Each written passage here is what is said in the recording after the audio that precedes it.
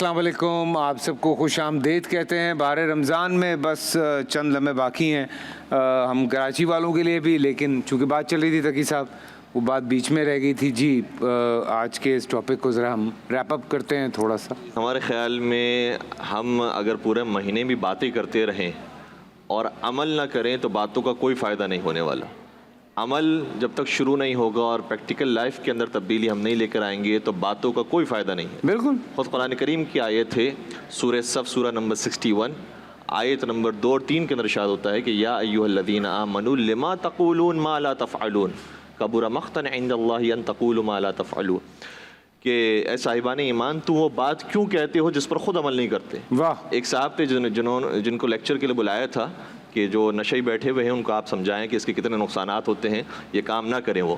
تو 1 گھنٹے تک انہوں نے تقریر کی، اور تقریر کرنے کے بعد بہت سارے لوگ منقلب ہوئے اور تبدیل ہوئے اور آ کر گلے لگے۔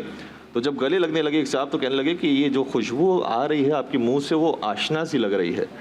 تو وہ خود بھی کہنے لگے کہ ہاں میں اس پر تقریر تو کر سکتا ہوں لیکن اس سے پرہیز نہیں کر سکتا۔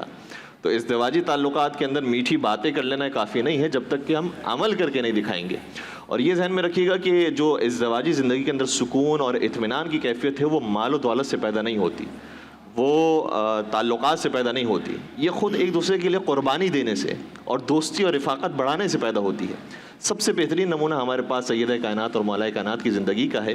ایک مرتبہ مولا کائنات شاہ فرماتے ہیں کہ ایک زمانہ تھا لقد تزوجت فاطمہ وما کان علی فراش، ایک زمانہ وہ تھا جب بنت رسول سے میری شادی ہوئی تھی اور سونے کے لیے بستر موجود نہیں تھا، لیکن اس کے باوجود جب میں جاتا تھا گھر کے اندر تو ایسا نہیں کہ شکوے شکایت نعوذ باللہ ہو رہے ہوں، بلکہ فرماتے ہیں کہ وَلَقَدْ كُنْتُ أَنظُرُ إِلَيْهَا تَنْكَشِفُ عَنِّ الْهُمُومُ وَالْأَحْزَانُ، جیسے ہی میں سیدہ کائنات کے چہرے انور کو دیکھتا تھا میرے سارے دنیا کے غم ختم ہو جاتے تھے۔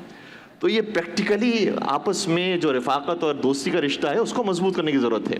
اسی طریقے سے سیدہ کائنات کو بھی معلوم تھا کہ ان کی شادی ان سے ہونے والی ہے کہ جو ظاہری اعتبار سے بہت زیادہ مال و دولت رکھنے والے نہیں ہیں، لیکن اس کے باوجود جیسے ہی پہلی رات مکمل ہوئی تو حضور سرور کائنات آئے اپنی لاڈلی بیٹی کے پاس اور سوال کیا کہ تم نے علی کو کیسا پایا؟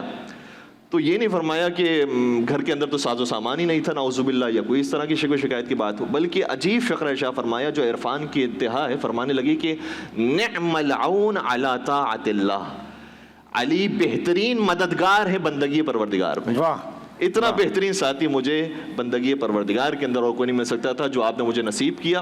اور حضور نے بھی ایک مقام پر یہ شاہ فرمایا ہے کہ جو علی تمہارے ساتھی بنے ہیں اور تمہارے شوہر بنے ہیں وہ ہیں کہ اقدمہم سلمن وَأَعْظَمُهُ حِلْمًا وَأَكْثَرُهُمْ عِلْمًا، علی وہ ہیں کہ جو سب سے پہلے اسلام لانے والے ہیں، سب سے پہلے ایمان کا اظہار کرنے والے ہیں، سب سے زیادہ علم رکھنے والے ہیں اور سب سے زیادہ حلم اور برداشت کرنے والے ہیں۔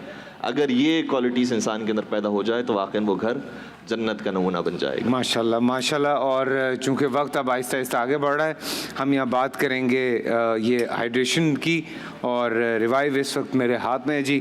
آج روزے کی پیاس ریوائیو بجھائے گا، پیاس بجھانے کا وقت ہونے والا ہے تھوڑی ہی دیر میں، اور حضرت آپ یہاں موجود ہیں، ہم آپ کو تھوڑا تھوڑا تنگ کرتے رہے ہیں آج۔